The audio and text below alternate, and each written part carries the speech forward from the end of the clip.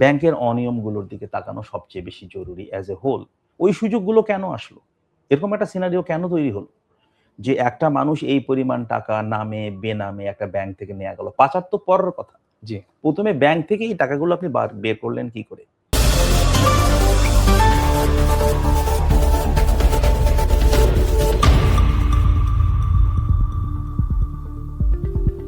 প্রিয় দর্শক, সমকালীন বিভিন্ন বিষয় নিয়ে প্রথম আলোর নিয়মিত আয়োজন বার্তা কক্ষে সবাইকে স্বাগত জানাচ্ছি। সঙ্গে আছি আমি বায়েজিদ আহমেদ।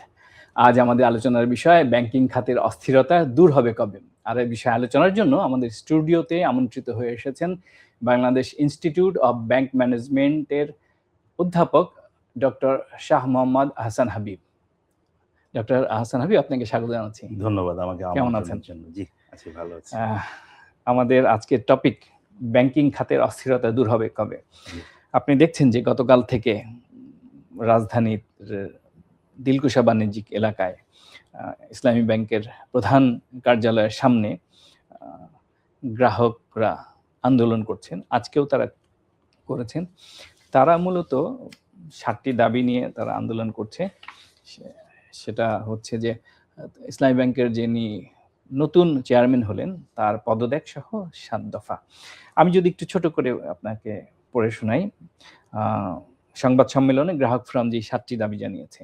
ইসলামী ব্যাংকে নিয়োগ করা চেয়ারম্যান খুরশিদ আলমকে পদত্যাগ করতে হবে, ওমর ফারুক খানকে এমডি পদে পুনর্বহাল করতে হবে, লুটপাটের সঙ্গে জড়িত কেউ ইসলামী ব্যাংকের বোর্ডে থাকতে পারবে না, ব্যাংক রেজুলেশন অ্যাক্ট 18 বাতিল করতে হবে, এস আলমের দখল করা মালিকানা এবং দেশে থাকা তার সম্পত্তি বিক্রি করে লুট করা অর্থের সমন্বয় করতে হবে।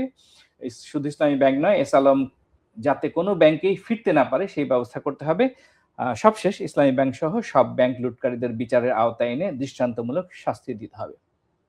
আপনার পর্যালোচনা। দেখেন, অনেক গ্রাহক ইসলামী ব্যাংক বা অনেকগুলো ব্যাংক যেগুলো সময়ের সাথে সাথে দুর্বল হয়েছে, সেখানে অনেক গ্রাহক তারা অ্যাফেক্টেড হয়েছেন, কোনো সন্দেহ নেই। তাদের দাবির ন্যায্যতা নিয়ে আমি প্রশ্ন তুলতে চাই না। ন্যায্যতা নিশ্চয়ই আছে এবং অনেক গ্রাহক অ্যাফেক্টেড হয়েছেন, এটাও সত্য। কিন্তু তার মানে কিন্তু এটা না যে আমরা আইনগতভাবে ব্যাংক যেভাবে পরিচালিত হবে, কে চেয়ারম্যান হবেন, কিনি এমডি, কে এমডি হবেন, এটা রেগুলার প্রসেসের বাইরে গিয়ে তাদের সাথে কথা বলে সেন্ট্রাল ব্যাংক ঠিক করবে এমন আশা করাটা খুবই অস্বাভাবিক একটা ব্যাপার। এরকম আমরা জিনিস আশা করব কেন? কারণ গভর্নর বা সেন্ট্রাল ব্যাংক বা গভর্নরের যে টিম বা কোনো সরকার যখন পরিবর্তিত হয়, তারা কিন্তু তাদের কিছু এজেন্ডা থাকে, তারা তাদের সেইভাবেই তারা চিন্তা করে। সুতরাং তাদের পছন্দ অনুযায়ী যোগ্য লোক তারা খুঁজে বের করার চেষ্টা করবে। যোগ্যতা অযোগ্যতা নিয়ে অনেক বিতর্ক হতে পারে, সেটা অন্য ইস্যু। কিন্তু এই নিয়োগটা তো দেয়ার রাইট তাদের, এবং সেন্ট্রাল ব্যাংকের দায়িত্ব কিন্তু এটা কোনো ইন্ডিভিজুয়াল গ্রুপ না, কোনো গ্রাহক সমিতি বা তাদের ব্যাপার না। সেন্ট্রাল ব্যাংকের মূল দায়িত্ব হলো আমানতকারীদের স্বার্থ সুরক্ষা, এটা তার দায়িত্ব। তো এই দায়িত্ব পালন করতে গিয়ে তারা যোগ্য চেয়ারম্যান নিয়োগ দেবেন, তারা এমডি নিয়োগ দেবেন। সুতরাং এইখানে আমি মনে করি না যে ওনারা ওনাদের যে দাবি দেওয়া আছে ওনারা সেটা সরকারের কাছে প্লেস করতে পারে, সেন্ট্রাল ব্যাংকের কাছে পারে, যথাযথ জায়গায় গিয়ে পারে। কিন্তু এই সমস্ত ডিসিশন যেগুলো তারা বলছেন, এগুলো আমি মনে করি না কোনোটাই যে এটা তাদের সাথে আলোচনা করে করতে হবে। আর এস আলমের কথা যেটা বলছেন, ওনার বিরুদ্ধে যেহেতু এই সংক্রান্ত অনেক অভিযোগ আছে, সুতরাং তাকে তো আইনের কাঠগড়ায় নিয়ে আসার ব্যাপারে আমার মনে হয় কেউ যিনি সবাই কেউ এমন সাধারণ জনগণ কি আছেন যারা চান যে এস আলমের মতন মানুষ আবার আপনার ব্যাংকের শেয়ার হোল্ডার হিসেবে আসুক, তারা ব্যাংক দখল করুক? এটা কি কেউ চায়? এটা কেউই চায় না। গণমাধ্যমে যে তথ্যটি এসেছে সেটি হলো যে এই যে সচেতন গ্রাহক ফোরামের সদস্যরা কোট আনকোট তারা যে আন্দোলন করছে, তারা বলছে যে বর্তমান যিনি চেয়ারম্যান খুরশিদ আলম, তিনি হচ্ছেন শেখ হাসিনার আমলের বেনিফিশিয়ারি। যেহেতু 2024-এর ফেব্রুয়ারিতে তাকে চুক্তিভিত্তিক নিয়োগ দেওয়া হয়েছিল এবং 5 আগস্টের পরে মবের মুখে তিনি সহ 4 জন পদত্যাগ করতে বাধ্য হয়েছিলেন। তো এই জন্য তাকে বেনিফিশিয়ারি হিসেবে তারা ট্রিট করছেন। আপনি কি ওই সময় নিয়োগকৃত বাংলাদেশ ব্যাংক বা ওই ধরনের প্রতিষ্ঠান রেগুলেটরদের সবাইকে বাদ দিতে পারবেন? কেন বাদ দিবেন? কি যুক্তিতে বাদ দিবেন? ওই সময় কি যারা নিয়োগ পেয়েছেন তারা কি চাকরি ছেড়ে বসে থাকবেন? কথা হলো তার বিরুদ্ধে সরাসরি কোনো অভিযোগ আছে কিনা? জি। তার বিরুদ্ধে সরাসরি, উনি তো কয়েক মাস আগে মাত্র জয়েন করেছিলেন। আমি তো তার বিরুদ্ধে কোনো সরাসরি অভিযোগের কোনো ব্যাপার জানি না। আর তার বিরুদ্ধে যদি এত বড় অভিযোগই থাকে, অন্য কিছু থাকে, তাই উনি তো নরমাল প্রসেস ফলো করে ডেপুটি গভর্নর হয়েছেন। জি। আমি তো এমন কিছু তার সম্পর্কে কখনো জানি না। আর তার থেকে বড় কথা হলো, যখন এরকম একটা কাউকে একজন ডেপুটি গভর্নর, একজন চেয়ারম্যানের মধ্যে আপনি কি চান? তার ব্যাংকিং এর অভিজ্ঞতা থাক, অনেক বছরের ব্যাংকিং সম্পর্কে ধ্যান ধারণা থাক। তার বিরুদ্ধে এরকম কোনো অভিযোগ, সরাসরি কোনো অভিযোগ নাই। তাহলে এই গুণাগুণ যদি ওগুলো বিচার করেন, তার কার্যক্রম এখানে সাপোর্ট করার ব্যাপার না। উনাকে তো নিয়োগ দেয়া হয়েছে। সুতরাং তাকে আমরা সুযোগ দেই। তাকে সুযোগ দেওয়া মানে কিন্তু ওই অর্থে সরকারকে সুযোগ দেয়া। কেন? কিছুদিন আগেই তো আমরা ওনাকে সরকারকে নির্বাচিত করলাম। তো তাদেরকে নির্বাচিত করলাম মানে কি? এরপরে প্রত্যেকটা ডিসিশন কি সরকার আমাদেরকে জিজ্ঞেস করে নেবে? নাকি তাকে একটা সুযোগ আমরা দিয়েছি? ইয়েস, এইটা ঠিক যে গ্রাহক ফোরাম বলেন বা আমরা যারা সাধারণ মানুষ আছি, সবাই কিন্তু সরাসরি ব্যাংকিং খাতে কোন ডিসিশন নিচ্ছেন না, সেন্ট্রাল ব্যাংক কোনটা করছে না করছে, এটা কি সবার মিডিয়া আপনাকে সেটা পর্যবেক্ষণ করছেন না? তাহলে তাকে আমরা কাজ করতে দেই। আমরা দেখি ওনারা কি ডিসিশন গুলো নেন।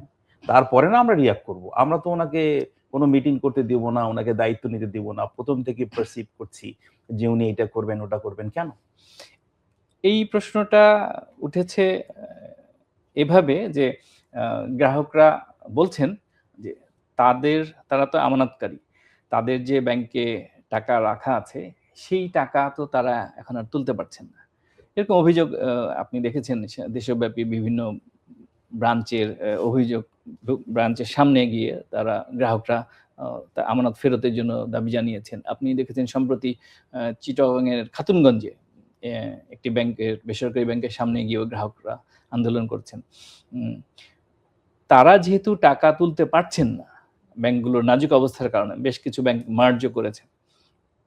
সেক্ষেত্রে তারা বোধহয় এরকম একটা অস্বস্তিতে আছে যে এই টাকা তারা তুলতে পারবেন কিনা, তাদের টাকা তোলার নিশ্চয়তা আছে কিনা। সেজন্যই হয়তো তারা বলছে যে তারা ইন্টারফেয়ার করতে চায়, তারা ভালো লোককে চায় ব্যাংকের পরিচালনা পর্ষদে, তারা একজন সর্বজন গ্রহণযোগ্য চেয়ারম্যান চায়। আচ্ছা, আমি কিন্তু একটা কথা বলতে চাই, তাদের ন্যায্যতা নিয়ে কোনো প্রশ্ন তুলতে চাই না। কারণ একটা ব্যাপারে আমাদের ব্যর্থতা, সেন্ট্রাল ব্যাংকের ব্যর্থতা, সরকারের ব্যর্থতা, সবার ব্যর্থতা আমরা অস্বীকার করতে পারি না। কারণ আপনি একটা ব্যর্থতার জায়গা প্রথমেই বলে দেই, ব্যাংকের প্রকৃত মালিক বলতে যা বুঝায়, আমি মালিক শব্দটা হয়তো লিগ্যালি অ্যাপ্লাইড না। কিন্তু যদি বলেন যে সত্যিকার অর্থে ব্যাংক কার টাকায় পরিচালিত হয়, সেটা তো আমানতকারী। আমানতকারীদের স্বার্থ রক্ষার প্রধান দায়িত্ব কিন্তু সেন্ট্রাল ব্যাংকের। কেন ব্যাংক সবচেয়ে বেশি রেগুলেটেড, কেন আইন দ্বারা ব্যাংকের সবগুলো কাজকে নিয়ন্ত্রণ করা হয়, তার প্রথম কারণ কিন্তু হলো যে তারা যেন সেন্ট্রাল ব্যাংক যেন আমানতকারীদের স্বার্থ রক্ষা করতে পারে। সেইখানে ব্যর্থতা কিন্তু আমরা অস্বীকার করতে পারি না। সে ব্যর্থতা আমাদের আছে। ডিপোজিটরদের ব্যাংকের লাভ হলে শেয়ার হোল্ডাররা তার ডিভিডেন্ড নিচ্ছেন, ব্যাংকাররা তার বোনাস নিচ্ছেন, কিন্তু কই ডিপোজিটররা কেন এফেক্টেড হবেন? সেইখানে ওই ভয়টা থাকা, অসহিষ্ণুতা বা এই যে এই ধরনের ইনসিকিউরিটির মধ্যে থাকা, এইটা আমি অস্বীকার করছি না। কিন্তু এখন যখন আমরা সলিউশনের কথা বলছি, সলিউশন তো আপনি এভাবে করতে পারবেন না যে আমাদের সবার পছন্দ অনুসারে কাকে বসালে সেটা কাজ হবে, সেটা তো করতে পারবেন না। সেক্ষেত্রে অন্তত আমি যেটা মনে করি যে ওনাদেরকে সেন্ট্রাল ব্যাংকের উপরে বিশ্বাস রাখতে হবে এবং সেন্ট্রাল ব্যাংকের জন্য আমি মনে করি ওনাদেরও দায়িত্ব হলো এই কনফিডেন্সটা আমানতকারীদের দেয়া যে আমরা আপনাদের জন্যই কাজ করছি। তো তাদের মানে সেন্ট্রাল ব্যাংকেও কিন্তু ট্রান্সপারেন্ট হওয়া প্রয়োজন, সরকারকেও এগিয়ে আসতে হবে। কারণ এখানে আমাদের ব্যর্থতা আমরা অস্বীকার করতেই পারি না। এটা আমাদের সবচেয়ে বড় ব্যর্থতা যে একটা ব্যাংক ডিপোজিটরদের টাকা ফেরত দিতে পারছে না আমাদের মতো দেশে। সেখানে ডিপোজিটরদের এই দায় তো আমরা অস্বীকার করতে পারবো না, সেন্ট্রাল ব্যাংক কোনোভাবে অস্বীকার করতে পারবে না, কোনোভাবেই যারা সরকারে ছিলেন তারা অস্বীকার করতে পারবেন না যে তারা এই জায়গায় অনেক বড় ব্যর্থ হয়েছে। সুতরাং তাদের ওইটা নিয়ে প্রশ্ন নাই, তাদের ন্যায্যতা আছে, কিন্তু রাস্তাটা, যে রাস্তায় তারা এই জিনিসটা করার চেষ্টা করছেন, সেটা দিয়ে কিন্তু সলিউশন আসবে না। বরং এইটার একটা সম্পর্ক হচ্ছে যে গতকাল বাংলাদেশ ব্যাংকের নির্বাহী পরিচালক এবং মুখপাত্র আরিফ হোসেন খান তিনি সাংবাদিকদের বলেছিলেন যে একটি রাজনৈতিক দলের সদস্যরা ইসলামী ব্যাংক নিয়ে অস্থিরতা ছড়াচ্ছেন, সড়কে আন্দোলন করে বাংলাদেশ ব্যাংকের সিদ্ধান্ত পরিবর্তন আসবে না। এর প্রতিবাদ জানিয়েছেন আজকে আন্দোলনকারীরা। দেখুন, যেহেতু কোনো রাজনৈতিক দল বা কারো কোনো সংশ্লিষ্টতা আছে কিনা এই ব্যাপারটা আমার কাছে সরাসরি এই ব্যাপারে কোনো ইনফরমেশন নাই। বাট যদি এগুলো তো বাংলাদেশে হয় আসলে। আমরা তো এগুলো করি। কোনো রাজনৈতিক দলের যেমন ইসলামী ব্যাংকে এটা জি, কি জি, হয়নি? ওভার দ্য ইয়ার্স তো হয়েছে। হয়েছে। সুতরাং সেই শঙ্কা একেবারে অস্বীকার করার তো জায়গা নাই। বাট আমি মনে করি আ সবচেয়ে ইম্পোর্টেন্ট ব্যাপার হলো যারা সত্যিকার হুম, আমানতকারী হুম, তার স্বার্থের ব্যাপারে সবাইকে কিন্তু সেনসিটিভ হতে হবে, সংবেদনশীল হতে হবে। যারা প্রকৃত আমানতকারী, জি, যারা প্রকৃত আমানতকারী, কেউ সমস্যা তৈরি করছেন। হুম, হুম, যেমন এটা এই যে বাধা দেওয়াটা হুম, এটাকে হুম। সাপোর্ট করার কোনো কারণ নাই যে আপনি চেয়ারম্যান কালকে হতে বাধা দিচ্ছেন, যেটা করছেন। But at the same time যারা আমানতকারী, হুম, প্রকৃত হুম, আমানতকারী, হুম, তাদের স্বার্থের ব্যাপারে কিন্তু আপনাকে সংবেদনশীল হতে হবে এবং আচ্ছা, তাদের সাথে কথা বলতে হবে। সে কথা বলার ফোরাম কিন্তু এটা না, রাস্তায় গিয়ে কথা জি, বলবে সেটা আমরা চাই না। আসলে যেভাবে এই জিনিসটা ঘটেছে, একেবারে আমরা বাধা দিব, কাউকে হেড অফিসে ঢুকতে দেব না। এটা কোনোভাবে সাপোর্ট করার মতন বিষয় নয়। আবার অন্যদিকে সরকার এবং সেন্ট্রাল ব্যাংকে যারা সত্যিকারের গ্রাহক, হুম। তারা তাদের স্বার্থ রক্ষার জন্য আমরা সবসময় ব্যর্থ হয়েছি। তাদের স্বার্থ রক্ষার জন্য যা করা দরকার তাদেরকে করতে হবে। কালকে তো আমরা দেখেছি পুলিশ সাউন্ড গ্রেনেড নিক্ষেপ করেছে, ব্যানার নিয়ে গেছে। তাদের সঙ্গে পুলিশের ধাক্কাধাক্কি হয়েছে গ্রাহকদের সঙ্গে। আসলে ওই জায়গায় ঠিক গ্রাহক পরিস্থিতিটা কি ছিল হুম, বা হুম। কতটা ইনস্টিগেশন হয়েছিল, সেটা যেহেতু জি। ওইটা না বুঝলে তো আসলে আ পুলিশের রিঅ্যাকশন এর কারণ বা কিভাবে হয়েছে সেই সম্পর্কে মন্তব্য করাটা খুব কঠিন। একটা প্রশ্ন উঠেছে যে এত গ্রাহক কেন ইসলামী ব্যাংকের হেড অফিসের সামনে গিয়ে জড়ো হলেন? তারা তাদের অ্যাকাউন্ট যেই শাখায় আছে, সেই শাখায় গিয়ে তাদের দাবি-দাওয়া পেশ করার কথা। তারা যদি টাকা না পেয়ে থাকেন বা অন্য কোনো যদি অভিযোগ থাকে, তাহলে সেই ব্যাংকের যিনি দায়িত্বপ্রাপ্ত ম্যানেজার আছেন, তার সঙ্গে কথা বলতে পারেন।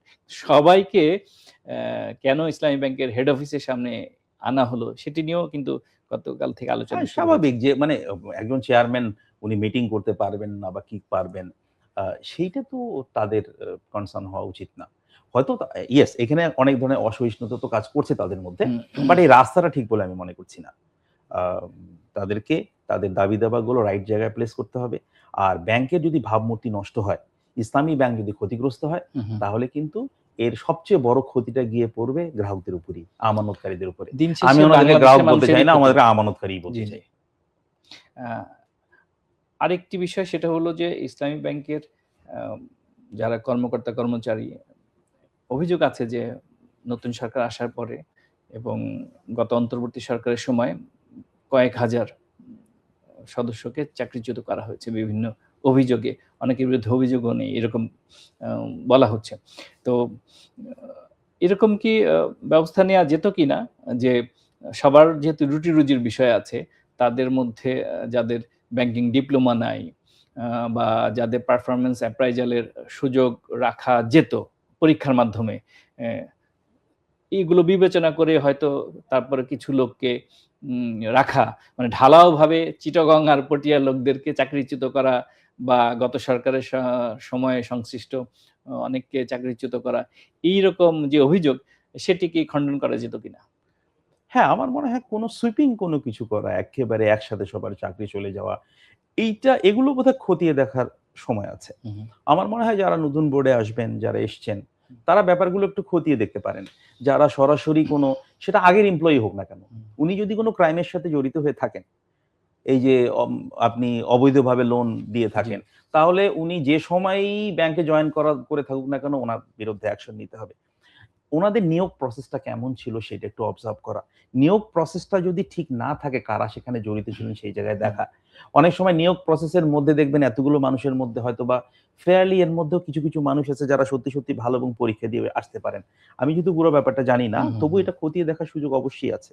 শুধুমাত্র ওই সময় যারা জয়েন করেছেন, আপনি সবাইকে একেবারে বললেন যে, হুম, "না, হুম। ওই সময় যারা জয়েন করেছেন তারা সবাই বাদ।" জি। এরকম সুইপিং ডিসিশন নেওয়াটাও আ আমার মনে হয় না খুব যুক্তিযুক্ত। সেখানে এগুলো খতিয়ে দেখার সুযোগ আছে কিন্তু। আবার যারা আগের থেকেই আছেন কিন্তু অম ওই ধরনের আ লোন গুলো নেওয়ার ক্ষেত্রে সহযোগিতা করেছেন, তাদের বিরুদ্ধে আমরা অ্যাকশন নিতে হবে। উনি যত আগেই জয়েন করে থাকা, যার সময়ই জয়েন করে হুম, থাকা। হুম, কথা হলো যে যারা এই অনিয়মের সাথে জড়িত হুম, হুম। ছিলেন, যে সময় যুক্ত হোক তাদের বিরুদ্ধে অ্যাকশন নেন। আর যারা ওই সময়ে জয়েন করেছেন কিন্তু হয়তো সবাই আনফেয়ারলি জয়েন করেছেন, এটা কিন্তু আমার মনে হয় না। সেখানে নিশ্চয়ই ফেয়ার প্রসেস কিছুটা ফলো করা হয়েছে, এবং সেটা খতিয়ে দেখা যেতে পারে, খতিয়ে দেখেই আমাদের বোর্ড আমার মানে ডিসিশন নেবেন। ব্যাংকিং সেক্টরের অনিয়ম দুর্নীতির কথা আসলেই এসএলএম গ্রুপের কথা আসে সবার আগে। এই প্রতিষ্ঠানটির বিরুদ্ধে অভিযোগ হচ্ছে যে বাংলাদেশ ফাইন্যান্সিয়াল ইন্টেলিজেন্স ইউনিট যেটা বিএফআইইউর তথ্য অনুযায়ী এসএলএম গ্রুপ এবং তার সহযোগী প্রতিষ্ঠানরা দেশের 6টি ব্যাংক থেকে 95,331 কোটি টাকা ঋণ নিয়েছে। এর মধ্যে কেবল ইসলামী ব্যাংক বাংলাদেশ থেকেই ভুয়া ও ছায়া কোম্পানি নামে 75,000 কোটি টাকা বের করে নিয়েছে তারা, যার বড় অংশই বিদেশে পাচার করা হয়েছে বলে অভিযোগ উঠেছে। এই টাকা কি ফিরিয়ে আনা সম্ভব, দেশে ফিরিয়ে আনা সম্ভব? সম্ভাবনা খুবই কম, আমরা চেষ্টা করতে পারি, কিন্তু সম্ভাবনা খুবই কম। ওই দিকে তাকানোর থেকে ওই দিকে তাকান আপনি, তাকে উনি যাতে আবার এই কোনোভাবে বেনামে কোনোভাবে এখানে না আসতে পারেন সেটা ঠিক, ওই দিকে তাকান। বাট আপনি অ্যাজ এ হোল ব্যাংকের অনিয়মগুলোর দিকে তাকানো সবচেয়ে বেশি জরুরি। অ্যাজ এ হোল ওই সুযোগগুলো কেন আসলো, এরকম একটা সিনারিও কেন তৈরি হলো যে একটা মানুষ এই পরিমাণ টাকা নামে বেনামে একটা ব্যাংক থেকে নেওয়া গেল? পাচার তো পরের কথা, জি প্রথমে ব্যাংক থেকে এই টাকাগুলো আপনি বের করলেন কি করে, যেখানে সেন্ট্রাল ব্যাংক আছে, যেখানে সরকার আছে?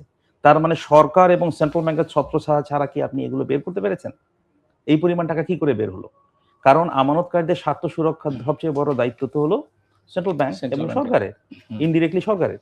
তাহলে ওই সময় ওনারা কখনো কোনোভাবে কাজ করেননি, তাদের ছত্রছায়াতে এই জিনিসগুলো ঘটেছে। হয়তো নামে সবচেয়ে বড় উনি, আরো নিশ্চয়ই তার সাথে এই ধরনের অনেক সহযোগী প্রতিষ্ঠান বা অনেকগুলো প্রতিষ্ঠান ব্যবসায়ী মহল কাজ করেছে। হ্যাঁ আছে। আপনি দেখেন, আমরা বলছি যে বাংলাদেশের এনপিএল নাকি 36%, এটা শুনলে একটা হাস্যকর ব্যাপার। এই কথাটা কাউকে যদি বলেন, আপনি দেশের বাইরের কাউকে যদি বলেন, উনি মনে করবেন ভুল শুনছেন, এটা কোনো ফিগার হতে পারে না 36%।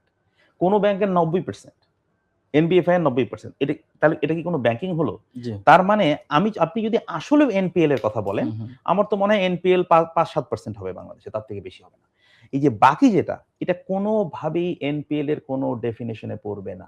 এগুলো ফাইন্যান্সিয়াল ক্রাইম, এবং ফাইন্যান্সিয়াল ক্রাইমের যে অংশটা, এটা কোনোদিন ব্যাংকের যে রেগুলার ব্যাংকিং প্রসেস, এই রেগুলার ব্যাংকিং প্রসেস দ্বারা তার সমাধান সম্ভব না। এই যে এসএলএম গ্রুপের বিরুদ্ধে যে অভিযোগ, এত কোটি টাকার তারা ঋণ নিল এবং বিদেশে পাচার করলো, আমরা অভিযোগই বলছি প্রমাণ না হওয়া পর্যন্ত। তো আপনি কি মনে করেন যে নিশ্চয়ই বাংলাদেশ ব্যাংকের তাদের দুর্বলতা আছে, তারা কি রাজনৈতিক বিবেচনায় এই সুযোগ সুবিধা দিয়েছিল?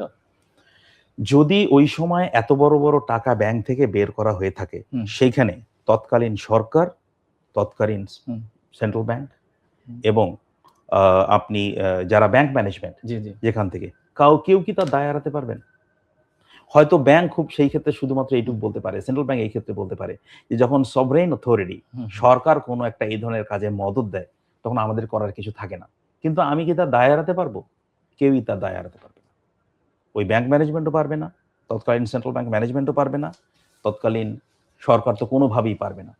যদি কোনো কারণে ইভেন দেখেন আইনের দুর্বলতা, যেখানে আইন কাজ করে না, সেখানে কোনোভাবেই ব্যাংক ম্যানেজমেন্ট, যারা শত ছিলেন ব্যাংক ম্যানেজমেন্ট, তারাও কিন্তু এই ধরনের বড় বড় ক্রাইম ঠেকানো তাদের জন্য কঠিন, এত সহজ না, তারা পারবে না, আজকেও পারবে না। যদি বাংলাদেশের ব্যাংকের যে গভর্নেন্স বা যে কথাগুলো আমরা বলছি, এখানে যদি সরকার বা সেন্ট্রাল ব্যাংক সরাসরি অ্যাক্টিভ রোল প্লে না করে, আমাদের ব্যাংকগুলো ব্যাংকিং সেক্টর ঘুরে দাঁড়াবে না। ব্যাংক খাতের যারা সরাসরি ব্যাংক ম্যানেজমেন্টের সাথে জড়িত, তারা এককভাবে ব্যাংকের সামনে এগিয়ে নিয়ে যেতে পারবে না। কারণ সেন্ট্রাল ব্যাংকের বিরুদ্ধে অভিযোগ হচ্ছে যে সুশাসন এবং জবাবদিহিতার ঘাটতি। আচ্ছা, সরাসরি যদি আপনি অভিযোগের কথা বলেন, তাহলে আমি বাংলাদেশের একটা জায়গায় হাত দিলে বোধহয় সবচেয়ে বড় যে কাজটা হওয়ার কথা, সেটা হলো এই প্রবলেমটাকে আমরা ব্যাংকিং এর ভাষায় বলি মরাল হ্যাজার্ড। মানে হলো যে আমি যখন বুঝবো যে এই ক্রাইমটা করলে আমার ধরা পড়ার সম্ভাবনা নাই, তখন এই ক্রাইমটা করতে আমি উৎসাহ পাবো। বাংলাদেশের আজ পর্যন্ত সবচেয়ে বড় যে কাজটা, ব্যাংকাররা কি করবে? বরোয়ার সিলেকশন করবে, তাই তো, গ্রাহক সিলেকশন করবে। তো গ্রাহক সিলেকশন যে আপনি করছেন, তো গ্রাহক সিলেকশন করার পরে গ্রাহক কি সবসময় সিলেকশন কি পারফেক্ট হবে? পৃথিবীর কোনো দেশে হয়েছে? কখনো না। এটাকে মার্জিন অফ এরর, মাঝখানে একটা গ্যাপ থাকবে, মানে রং সিলেকশন হবে। আমার টাকা ফেরত দেওয়ার ইচ্ছা নাই। তাহলে এখানে ঠেকাবে কে? আইন। এখন আইন সব দেশে, পৃথিবীর আশেপাশের দেশগুলোতে দেখেন যেখানে আইনের প্রয়োগ আছে, তার মানে ব্যাংকের টাকাকে, কার টাকা এটা? ব্যাংকের টাকা আসলে কার টাকা? পাবলিক মানি, ডিপোজিটরদের মানি। যেমন ওই যে ওনারা বলছেন গ্রাহক, কেন গ্রাহক বলছেন আমি জানি না, ব্যাংকের গ্রাহক না তো, আমানতকারী। গ্রাহক কিন্তু বড়োয়ারদেরকে বলেন, আমানতকারী, যার টাকা দিয়ে ব্যবসা হয় সে তো আমানতকারী, সে তো মালিকানার অংশ। তাহলে আপনার টাকার দিয়ে ব্যবসা করছেন অন্যরা সবাই, দায় দায়িত্ব হলো সেন্ট্রাল ব্যাংকের, এবং আইনগতভাবে এটা পাবলিক মানি। পাবলিক মানি ফেরত না দিলে আইনের বাইরে সে যায় কি করে? বাংলাদেশের অনেকগুলো রায় হয়, সে রায়গুলো ডিফল্টারদের ফেভারে যায়। কেন, কি করে ডিফল্টারদের ফেভারে যায়? পাবলিক মানি মিসঅ্যাপ্রোপ্রিয়েশন, কারণ তার প্রভাবশালী। হ্যাঁ, তাহলে কি করে এটা? তাহলে আমাদের পুরো সিস্টেমিক প্রবলেম। Systemic problem. আপনি সরকার যদি শুধুমাত্র একটা জায়গায় হাত দেয়, সেটা হলো ব্যাংকের টাকা নিলে ফেরত দিতে হবে। আচ্ছা, নাম্বার 1। নাম্বার 2 হলো আপনি আইন, মানে আইন ব্যাপারটা তাই, টাকা ফেরত দিতে হবে, মানে আপনি যদি টাকা ফেরত ব্যাংকে না দেন, আপনি যেই হন না কেন, আপনাকে আইনের আওতায় আসতে হবে। লিগ্যাল প্রেশার, এই মরাল হ্যাজার্ড প্রবলেম থাকবে। কে বিশ্বাস করে যে ব্যাংকের টাকা ফেরত দিলে আমার পানিশমেন্ট হবে? বড় বড় কেউ বিশ্বাস করে?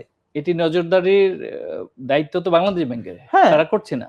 নজরদারি শুধু বাংলাদেশ ব্যাংকে তা তো না। আইন কোথায়? বাংলাদেশ ব্যাংক নজরদারি করলো, বাংলাদেশ ব্যাংকের দুর্বলতা তো আমি অস্বীকার করছি না, সেই আইন কোথায়? কোথায় আপনি কাকে পানিশমেন্ট দিতে পেরেছেন?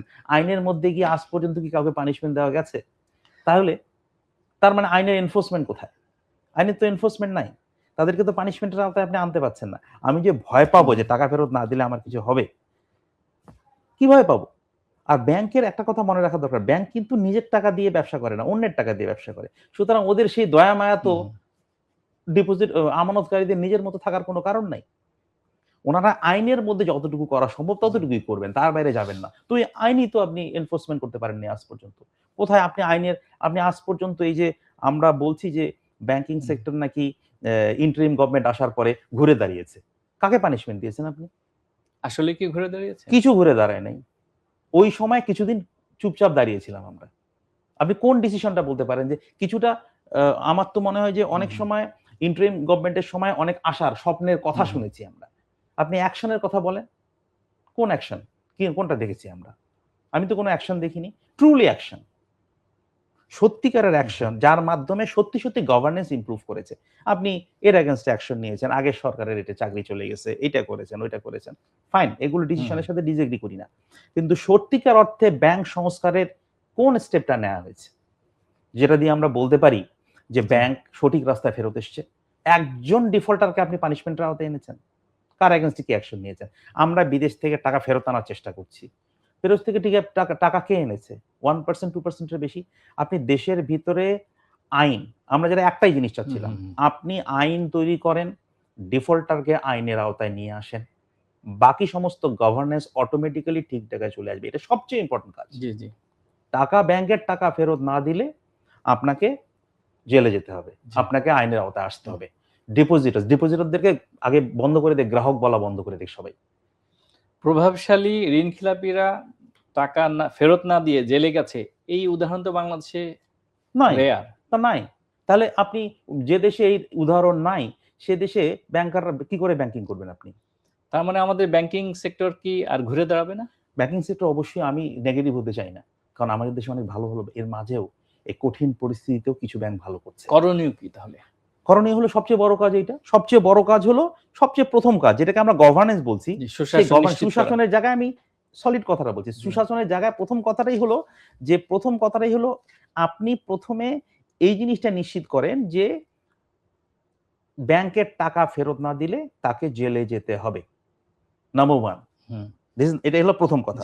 দ্বিতীয়ত হলো এই জিনিসটা সবার মাঝে বিস্তার করে দেন, এই জিনিসটা সবাইকে জানতে দেন, লিগ্যাল সিস্টেমকে বুঝতে দেন যে ব্যাংকের প্রকৃত মালিক, এই যে মালিক পক্ষ, শেয়ার হোল্ডারদের মালিক পক্ষ বলা বন্ধ করে দেন। আচ্ছা, আমরা বলি সরকারি খাতে পরিচালিত ব্যাংক, এটা শব্দ ব্যবহার করেন। সরকারি মালিকানাধীন ব্যাংক, বেসরকারি মালিকানাধীন ব্যাংক, এসব বন্ধ করেন। আপনি বলেন সরকারি খাতে পরিচালিত ব্যাংক, বেসরকারি খাতে পরিচালিত ব্যাংক। সবাইকে জানতে দেন ব্যাংকের প্রকৃত মালিক হলো আমানতকারী, তাদেরকে আস্থার মধ্যে রাখতে হবে, ওনাদেরকে আমানতকারী বলেন। ব্যাংকের গ্রাহক হলো যারা বড়োয়ার, ওনাদেরকে, গ্রাহকদেরকে বুঝতে হবে যে আমরা সাধারণ বিনিয়োগকারীর পাবলিক মানি দিয়ে ব্যবসা করছি, এই টাকা ওনাকে ফেরত দিতে হবে, কোনোভাবেই এই টাকা মাপযোগ্য না, এই টাকা মাপ করে দেওয়ার রাইট কারো নাই পাবলিক মানি। কখনো রায় ব্যাংক, এই যে যেগুলো রায় ইয়ার পক্ষে যেতে হবে, কি বলে, ব্যাংকের পক্ষে যেতে হবে। ব্যাংকের পক্ষে যাওয়া মানে কিন্তু শেয়ার হোল্ডারদের পক্ষে যাওয়া না, আমানতকারীদের পক্ষে যাওয়া। এইটা আমাদের লিগ্যাল সিস্টেম থেকে সবাইকে এই কথাটা মাথায় রাখতে হবে। But at the same time যারা সত্যিকারের ব্যবসায়ী, আপনি খেয়াল করেন এর মধ্যে কি ভালো ব্যবসায়ী নেই বাংলাদেশে? তাহলে ভালো ব্যবসায়ীরা কার বার্ডেনটা বিয়ার করছেন?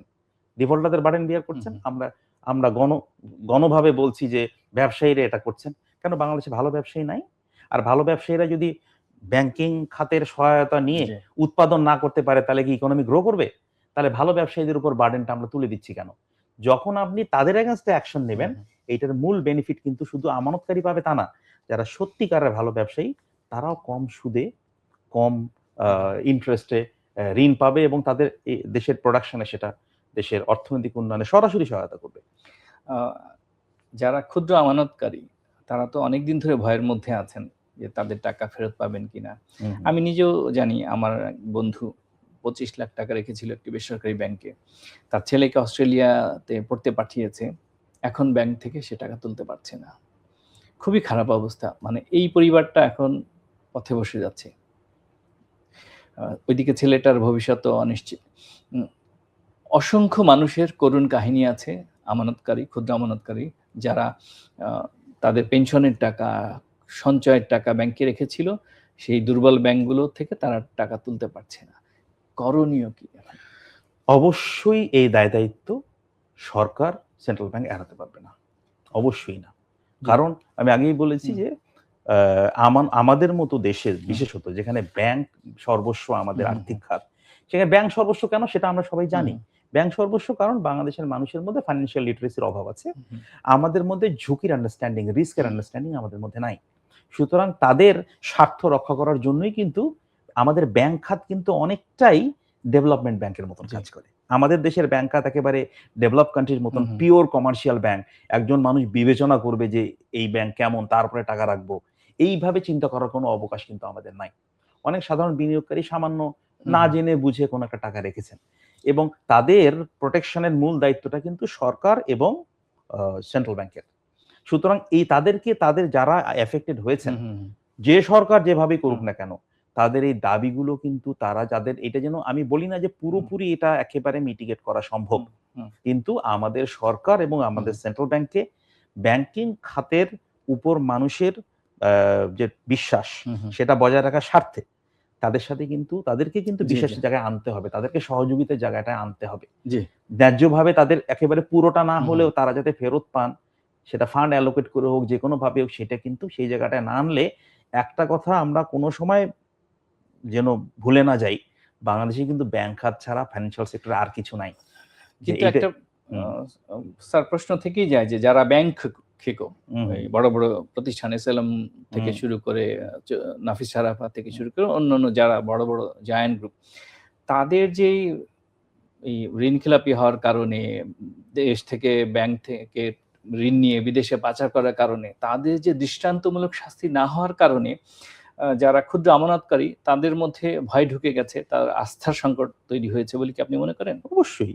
আমরা কেন, আপনি যখন আইনে কাউকে পানিশমেন্ট দিতে পারবেন না, তখনই তো মরাল হ্যাজার্ডের প্রশ্ন।